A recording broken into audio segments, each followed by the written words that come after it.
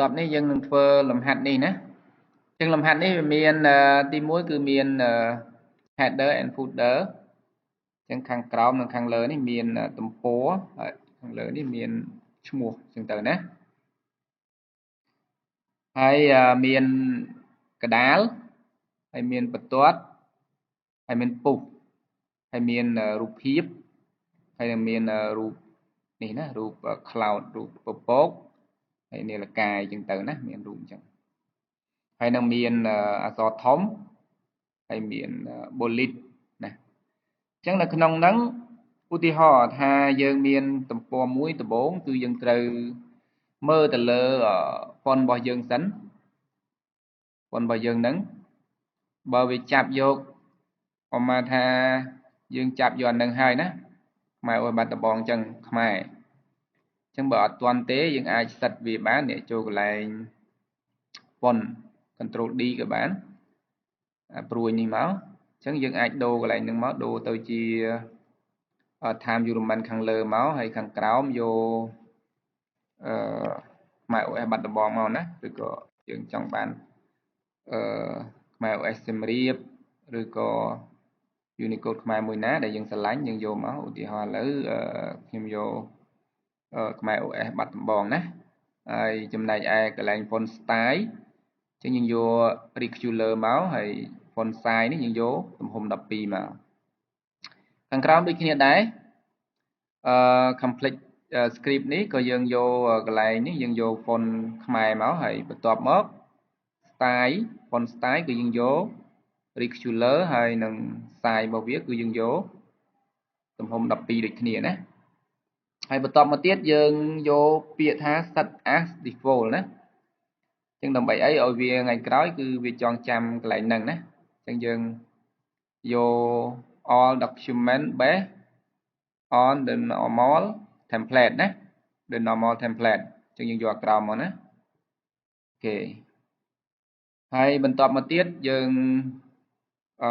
ត្រូវធ្វើលំហាត់គឺយើងបង្កើត header and footer សិនណាអញ្ចឹង header ខាងលើវាមាន2អក្សរនេះហើយនៅខាងក្រោមមាន2ដែរអញ្ចឹង edit by អ្នកណាគេនេះ2នេះណាអញ្ចឹងទី1យើង double click លើវាមកអញ្ចឹង header ខាងលើនេះយើងចង់បាន2យើងយកកន្លែងណាដែលមានអក្សរ2មកនេះដូចនេះមកណាអូខេអានេះfooter អញ្ចឹងយើង header យើងយកកន្លែង header មកយកកន្លែងណាដែលមាន2អូខេនេះ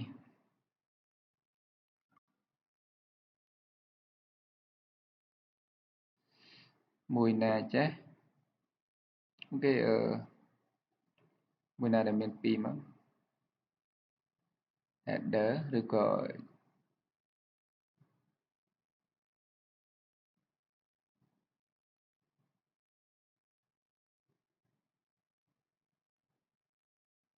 នេះណាយើងយក2មកហើយមួយទៀតfooter នេះណា footer នេះយើងដូរវាដែលមានលេខណាដែលមានទំព័រមកណាយកកន្លែងណាដែលមានទំព័រយើងកន្លែងនេះចោះអញ្ចឹងទំព័រនេះយើងចង់ឲ្យនៅកណ្ដាលវិញយើងអាចយកកណ្ដាលមកក៏បានអូខេអានេះមានន័យថាវាឆ្លាស់ណាហើយយើងបាច់ចាំយកអានឹងក៏បានដែរយើងស្រឡាញ់ទំព័រណាដែលមានមួយមកក៏បានដែរណាបាច់ចាំយកមានក្រៅអីចឹងក៏បានអូខេនេះមកក៏បានដែរណាហើយយក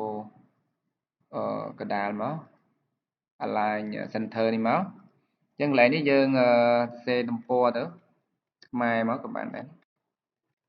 ទំព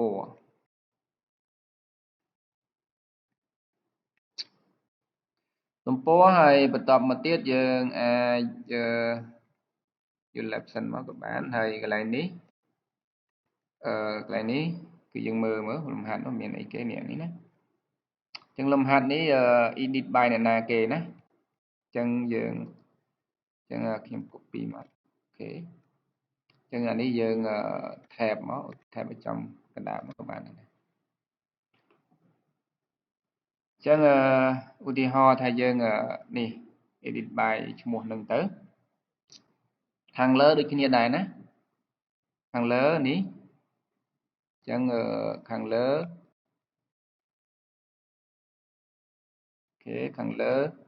ITE 101 Fundamental of Computing ណាហើយខាងឆ្វេងមកតាគ្រប់អញ្ចឹងគ្រប់អីគេគ្រប់វ័នណាអញ្ចឹងយើងដូរអីហ្នឹងមកហើយបានហើយយើង double click នៅលើกระดาษទំព័រនេះឲ្យវា load cursor នៅលើទំព័រនេះណាលើទំព័រខាងក្នុងនេះកុំឲ្យនៅលើនេះណាកាលណាលើ header នេះយើងទៅសេចុះមកក្រោមវាអត់មកទេណាអញ្ចឹងយើងសេនៅខាងក្នុងនេះណានៅក្នុង page អញ្ចឹងបន្ទាប់មួយទៀតមកគឺកន្លែងនេះណានេះអញ្ចឹងយើង select ឲ្យយើងអានេះ copy មកខ្ញុំ copy មកអញ្ចឹងយើងហើយយើងយក align center ណាកណ្ដាលណា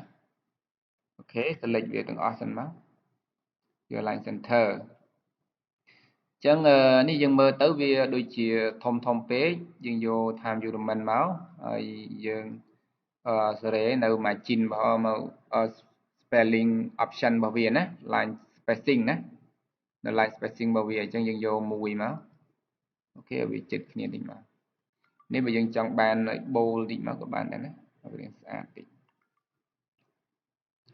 អូខេបន្ទាប់មកទៀតគឺយើងពុះជា2กระดาษនេះពុះជា2ណាអញ្ចឹងដើម្បីពុះជា2យើងចុះ cursor មកក្រោមហើយយក align left មកនៅខាងឆ្វេងនេះមកហើយយើងចូលពាក្យថា layout ហើយយកពាក្យ column អញ្ចឹងយក more column អញ្ចឹងដើម្បីពុះជា2នេះបន្ទាប់ទី2នេះកន្លែង tool នេះ column អញ្ចឹងមួយទៀតគឺយើង take យក align between អញ្ចឹងមានន័យថាយើង take យកបន្ទាត់ជា2ប៉ុន្តែនៅក្នុងនេះយើងចង់ឲ្យវាបន្ទាត់ហ្នឹងហើយអក្សរវាជិតគ្នាយើង spacing វានេះកន្លែង width នេះមកយើងអាចតម្លើងវាជិតគ្នាតិចមកក៏បានហើយមួយទៀតយើងដូរយកពាក្យថា this point forward អញ្ចឹងបើ this point forward គឺមានន័យថាយើងកាត់តែត្រឹមពាក្យកណ្ដាលមកក្រោមទេអាទៅលើអត់កាត់ទេព្រោះលើយើងយកបន្ទាត់តែមួយពេលទី2ចុះមកក្រោមយើងកាត់ជា2 column ណាហើយចុចពាក្យ OK មកអញ្ចឹងយើងបាន2នេះ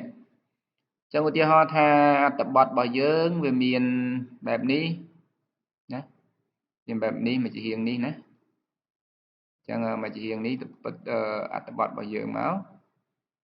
ហើយយើងសរសេរមកណាអូខេសរសេរអត្ថបទរបស់យើងមកអូខេនេះប៉ុណ្្នឹងហើយយើងចុះ cursor មកក្រោមហើយយើងបិទវិញណាយើងបិទអា column នឹងវិញណាចូលពាក្យថា more column មកវិញមកយកពាក្យ one column ណាអញ្ចឹងយើងយក this point forward ដូចគ្នាអញ្ចឹងដើម្បីផ្ដាច់អីផ្ដាច់ខាងក្រោមនេះយកជា column តែមួយវិញណា column តែមួយវិញអញ្ចឹងយើងបាន2 column ហើយ2 column វារត់បែបហ្នឹងអញ្ចឹងអក្សរដែលនៅមួយជារៀងទៀតនេះយើងយកវាមកផាសខាងនេះមកឬក៏យើងវាយមកខាងនេះមកណាអូខេវាយមកខាងនេះមកបន្តទៅទៀតទៅណាអញ្ចឹងឃើញទេវារត់បន្ទាត់មកខ្លួនឯងទេណារត់បន្ទាត់មកខ្លួនឯងចានេះវានៅឆ្ងាយពេលយើងបង្កាច់ចិត្តទៅអូខេចឹងអាក្រោមនេះដោយសារវាខុសវេយ្យាករណ៍ខុសពាក្យចឹងវាមាននេះចឹងណាដែលនេះវា spelling ថា spelling grammar ណាចឹងបើខុសពាក្យវាមានក្រហមចឹងឯងគេអាចមកស្ដាំចុចកែតម្រូវវាមកក៏បានដែរណាបន្ទាប់មកទៀតយើងគូនៅ cloud នៅពពកឬក៏យើងគូនៅរូបទន្សាយនេះណាឬក៏គូបន្ទាត់ពុះជាខាងលើអូខេចឹងដើម្បីបន្ទាត់ខាងលើយើងអាចចូលនៅក្នុង insert យកពាក្យថា save ហើយយើងយកបន្ទាត់មកណា ហើយបន្ទាត់នេះអូម៉ាថាយើងចង់ឲ្យវាកុំឲ្យវារត់ឆ្វេងស្ដាំឲ្យត្រង់ជាងយើងចុច shift ឲ្យជាប់ទាញមកណាទាញមកហើយបានហើយយើងដូរវាទៅជាពណ៌អីគេពណ៌ខ្មៅមកចង់បានកាន់តែធំយើងអាចដូរយកកន្លែង weight នេះមកឲ្យដូរមកណាឲ្យធំតិចមកយើងចង់បានធំយើងយកធំចង់បានពណ៌ផ្សេងយើងអាចយកកន្លែង shape outline ហើយដូរពណ៌ផ្សេងមកណាពណ៌ក្រហមពណ៌ខៀវដែលយើងចង់បានយើងដូរមកបើអត់ទេយើងយកខ្មៅហ្នឹងក៏ខ្មៅទៅអូខេបន្តមកទៀតអញ្ចឹងយើងចង់បានគូរូបទន្សាយនៅក្នុង shape ដែរអញ្ចឹងចូលកន្លែង insert ដដែលមកអញ្ចឹងកន្លែង insert ដដែលហ្នឹងមកអូខេហើយយក shape outline យក sphere នេះយើងយកមកគូមកថារូបរាងបែបនេះហើយយើងយកពាក្យថា throw ណាដើម្បីឲ្យអក្សរវារត់ចេញ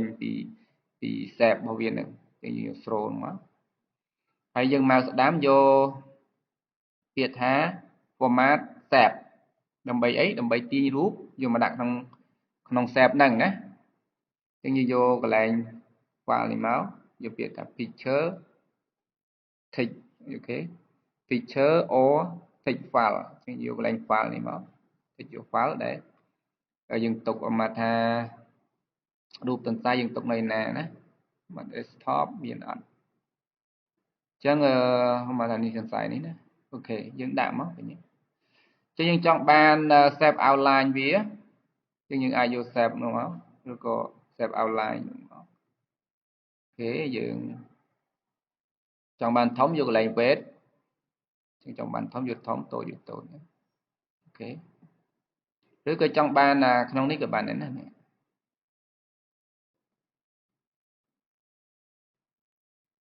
ហើយប៉ុណ្ណេះមកយើងអាចទាញវាព្រមឬក៏ប្រិចតាមចិត្ត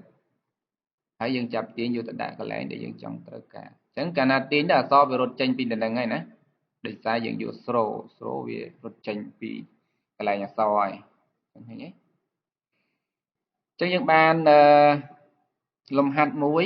ប៉ុណ្ណេះអញ្ចឹងខាងក្រោមនេះយើងចង់បាន shape មួយទៀតគឺរូបពពកអញ្ចឹងយើងចូល insert ដូចគ្នាចុះមកក្រោមនេះកន្លែងរូបពពកណានេះរូបពពកអញ្ចឹងយើងទាញមកតែរូបពពកហ្នឹងមានអក្សរណាចឹងមានអក្សរយើងនេះមានអក្សរនេះណាអូខេមានអក្សរយើងកាន់តែមកស្ដាំលើវាយកពាក្យថា add text ហើយសរសេរនៅលើ text នឹងមកណាអូខេចឹងសរសេរនៅលើ text នឹងមកជាយើងចង់ឲ្យវា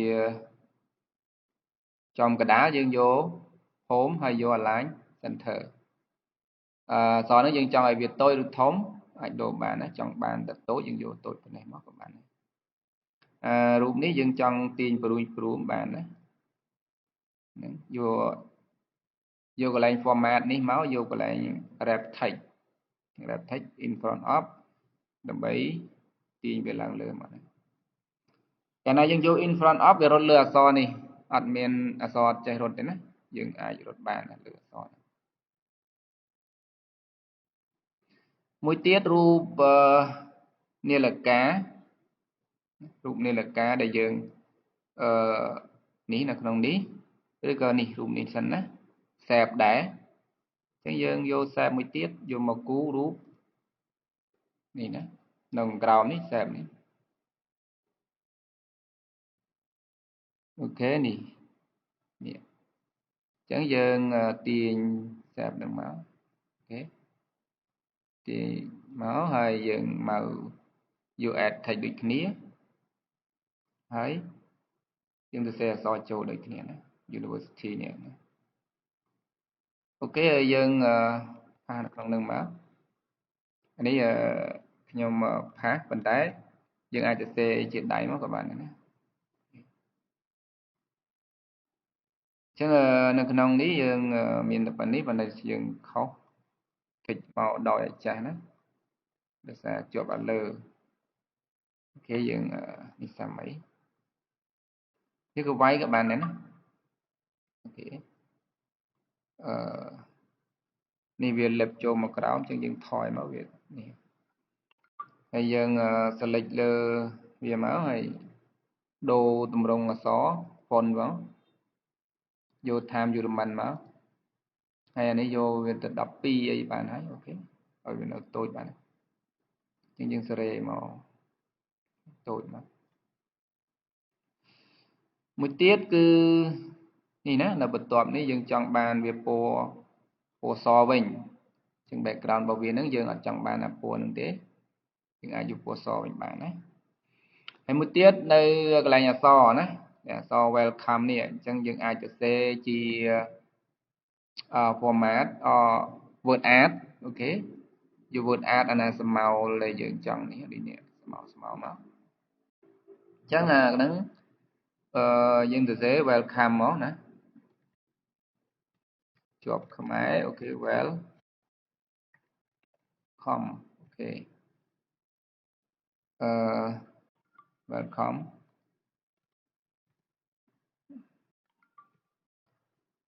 មកហើយអញ្ចឹងអានេះយើងចង់ឲ្យវាតូចឬធំយើងអាចសេរីបានណាអូខេអ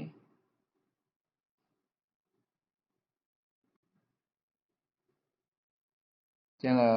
យកវាទៅត្រឹម14ឬក៏គេ14នេះមកបានណាធំពេកអញ្ចឹងព្រមមានតិចណាយើងយក in front of ក៏បានដើម្បីទាសេរីទាញមកយកមកដាក់អានេះដែលយើងចង់ឲ្យបានធំតិចក៏បានដែរទាញពីព្រិចតិចបាន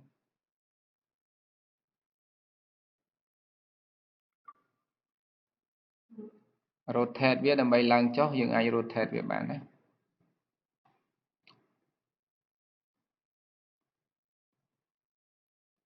អូខេយើងមើលកន្លែងណាថាយើងសមហើយអូខេយើងយកប៉ុណ្្នឹងមកណាអូខេនេះដូចនេះណាចំកណ្ដាលខាងលើអញ្ចឹងយើងចង់បានពណ៌ឲ្យវានេះក៏បានដែរណាពណ៌អសនេះចង់បានពណ៌ក៏បានណាពណ៌ខៀវអីមកនេះយកពណ៌បែបនេះក៏បានដែរ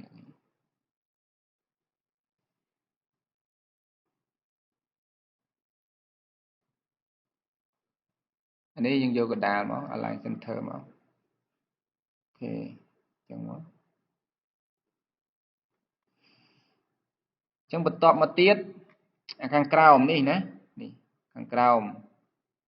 អញ្ចឹងខាងក្រោមនេះយើងចង់បានជាអត្ថបទដែលមានណាដែលមានអក្សរ A ធំហ្នឹងអញ្ចឹងយើងទៅសេមកអញ្ចឹងនេះវាធំពេកយើងយកវាត្រឹម11ក៏បានដែរឲ្យវារូបឡើងលើតិចមកអូខេទាញឡើងលើនេះឡើងលើដែរនេះឡើងលើដែរ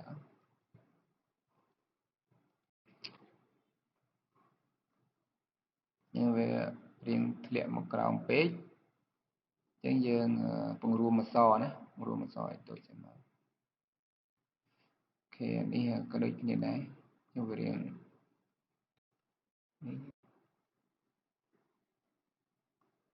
មួយទៀតយើងមើលទៅលើกระดาษ layout របស់យើងតើ page layout យើងត្រូវអត់ណាអូខេត្រូវហើយ layout យើងមើល 1.5 នឹងមកអានេះវារៀងធំឆ្ងាយឃ្លាតពីគ្នាពេកយើងអាចចូលកន្លែង margin នេះដើម្បីសេរីវាឲ្យទៅចិត្តនេះរុញឡើងលើតិចមកចិត្តមកនឹងដូចគ្នាដែរណា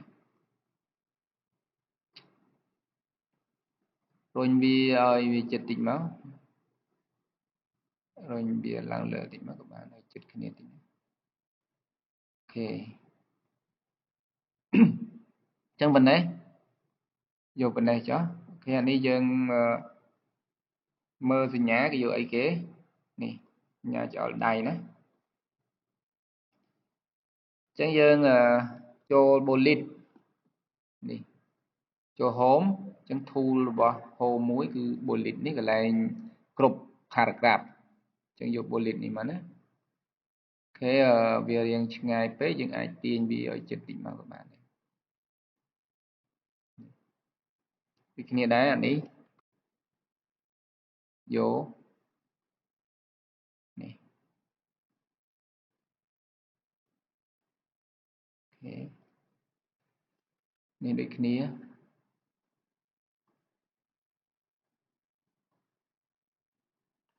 ូខេអញ្ចឹងកន្លែងនេះណាn នៅលើហើយ a នេះបន្ទាប់ពីនេះមក a ណាអញ្ចឹងយើងខាត់សិនមកហើយដាក់ n ហើយ a នេះយើងចង់ឲ្យវាធំណាអញ្ចឹងដើម្បីឲ្យវាធំបានគឺយើងចូលកន្លែង design នេះមកចូលកន្លែង insert ណាអូខេ insert យកពាក្យថា drop cap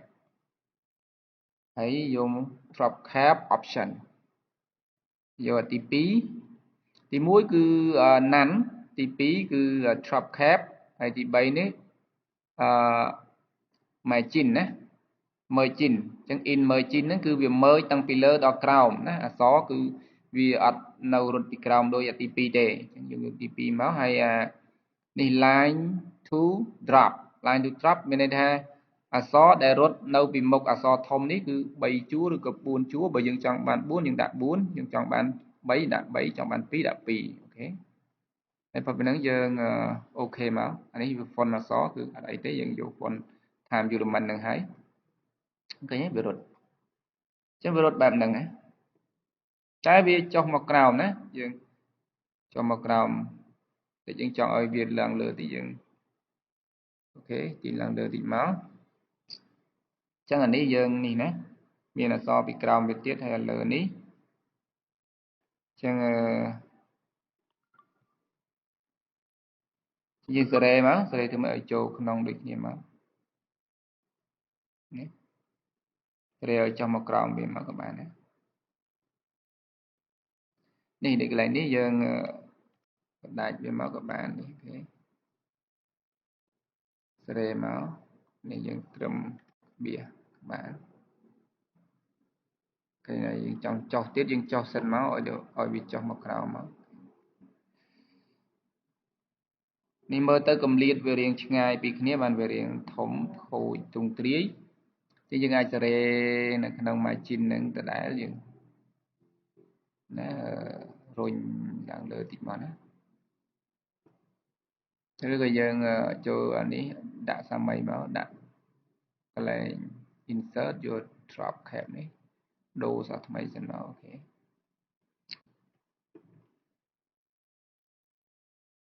ទីយើងមើលជួរមើលអូខេនេះអញ្ចឹងជួរបែបនេះយើងអូខេជួរបែបនេះមក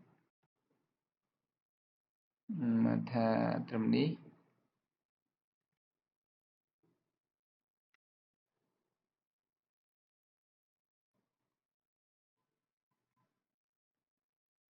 អូខេអានេះយើងចុះមកនេះបន្ទាត់វាត្រឹមណាណាត្រឹមអូខេហើយត្រឹមនេះបន្ទាត់ត្រឹម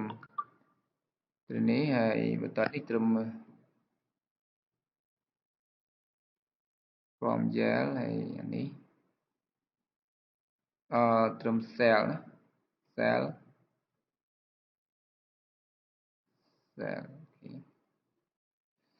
អូខេមកចានេះវារៀងឆ្ងាយពីគ្នាពេកយើងអាចចូលកន្លែង margin នឹងដដែលមកដើម្បីបង្ខិតវាណាខាត់ណាចឹងអានេះឲ្យវានៅខាងមុខវិញមកចឹង A នេះយើងចង់ឲ្យវាធំយើងយក insert ហើយយក drop cap នឹងដើរមកអូខេនេះឃើញទេហើយវានៅពីក្រោមដូចគ្នាអត់អូខេនេះវាមើលទៅវារៀងឆ្ងាយពីគ្នាពេកយើងអាចបង្ខិត margin វាក៏បានដែរនេះអូខេយក0នេះសារ symbol របស់យើងរៀងធំធំអញ្ចឹងដូច្នេះអក្សរយើងក៏រត់ធំតាមនឹងដែរណានេះ symbol យើងយកឡើង20អូខេយើងឲ្យវាទូចតិចមកណារួមមកឲ្យទូចតិចមកវារត់ទូចដែរតែ14អីចឹងទៅដូចអក្សរយើងយក10 ឬក៏12អញ្ចឹងទៅណា11 12អូខេនេះយើងធ្វើបានប៉ុណ្ណេះហើយនៅនាឡិកាអូខេនៅក្នុងលំហាត់នេះវាមាននាឡិកាទៀតណាអូខេអញ្ចឹងយើងចូល add នាឡិកាមកហើយនៅក្នុងនេះមានទន្សាយណាទន្សាយបើសិនឧទាហរណ៍យើងអត់មានទេយើងអាចចូលក្នុង Google យើងវាយពាក្យថាទន្សាយគឺ rabbit ណាអូខេ rabbit មកគឺវាមានរូបទន្សាយជាច្រើនដែលយើងចង់បានយើងចង់បានរូបទន្សាយមួយណាដែលយើងស្រឡាញ់គឺយើងcrop យកមកក៏បានដែរណាឬក៏ down យកមកក៏បានឧទាហរណ៍ថាយើងចង់បានរូបទន្សាយមួយនេះយើងអាច crop យករូបទន្សាយមួយហ្នឹងក៏បានដែរណាចូល snap អូខេ snapping tool នេះហើយចុច crop មកណាអូខេនេះជារូបទន្សាយមួយដែលយើងចង់បានមកយើង crop ឲ្យ save យកទៅដាក់កន្លែងណាដែលយើងចង់ដាក់មកថាដាក់នៅក្នុងរូបភាពអញ្ចឹង rabbit ណា អញ្ចឹងយើងអាច save ទុកនឹងមកហើយមួយទៀតរូបនាឡិកា clock អូខេអញ្ចឹងនេះ clock ដែលយើងចង់បានមួយណាដែលយើងស្រឡាញ់យើងអាចយករូបនាឡិកាមួយនឹងមកណានេះគឺឧទាហរណ៍ណានេះអីយើងបាច់ scrub រូបនឹងមកទៀតមកក៏បានដែរណាអញ្ចឹង scrub រូបនឹងមក save ទុកដូចគ្នាមកណាអូខេ clock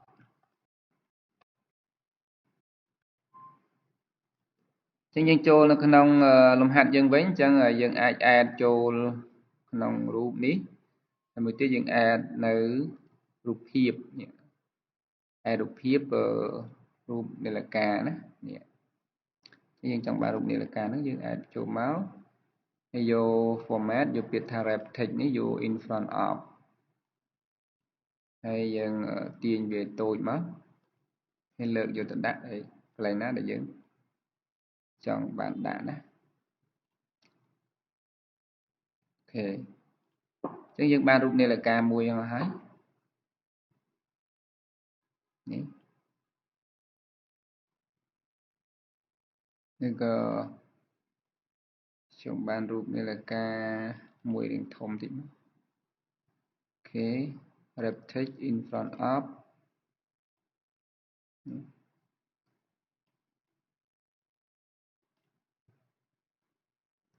ូខេយើងដាក់រូបនាឡិកាហ្នឹងមកអញ្ចឹងរូបភាពដែលយើងចង់ add បញ្ចូលគឺយើងចូលនៅក្នុង insert ចូលពាក្យថា picture ប៉ុន្តែបើយើងចង់ចូលរូបភាពនៅក្នុង save គឺយើងគូ save ហើយអញ្ចឹងយើង add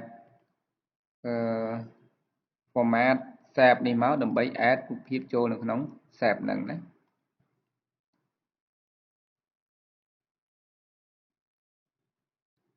នេះ blank file នេះ add រូបភាពចូលកន្លែង save នេះ